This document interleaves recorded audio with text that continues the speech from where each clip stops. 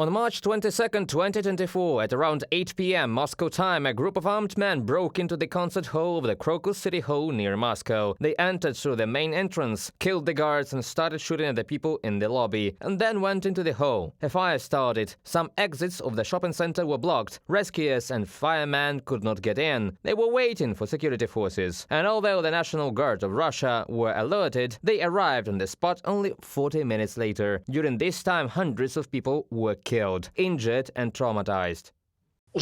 There have already been many times during fires and other emergencies in the Russian Federation when emergency exits, back exits in Russian concert halls, shopping centers were blocked. And we were getting reports yesterday that people literally had to break windows, break doors to get out of that venue. After the terrorist attack at the Crocus City Hall, the head of the Federal Security Service, Alexander Bortnikov, reported to Putin about the detention of 11 people. They said that the attack was carefully planned and the weapons were hidden in a cache in advance.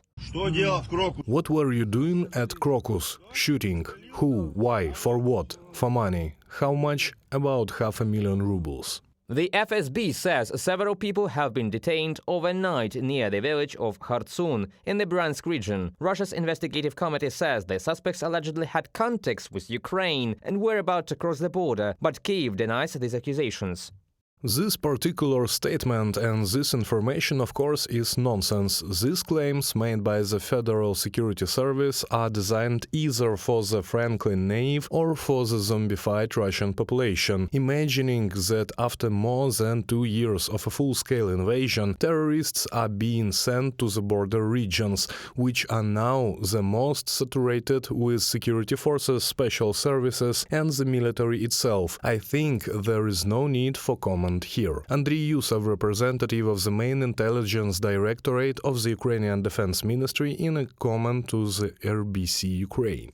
After 19 hours of silence after the terrorist attack, Putin decided to address the Russians. He repeated the version of the investigative committee that the attackers were allegedly traveling towards Ukraine.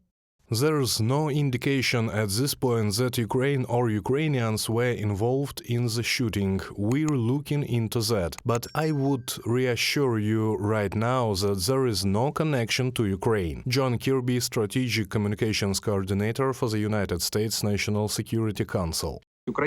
Ukraine certainly has no need for such actions. Secondly, events will be decided in this way only on the front line. Thirdly, the Russian Federation has a great experience of such events. I recall the Kashirskaya Highway, Volgodonsk, Nordost, after which Russia launched some kind of counter-terrorist operations against some groups either in Dagestan or Chechnya. The United States of America have reported about the involvement of the Islamic group ISIS in a terrorist attack. Representatives of the terrorist organization also claimed direct involvement. The Islamic State group claimed responsibility for the attack, releasing a statement on its social media channels from CBS News. According to Reuters, citing a written comment from the White House, Washington warned the Kremlin about an upcoming terrorist attack. 2 weeks ago, the US and Britain also warned their citizens about the threat of attacks at public events in Moscow. However, Russian dictator Putin then called the danger warnings blackmail to intimidate and destabilize society. Reported by Nikita Skoblikov, UATV News.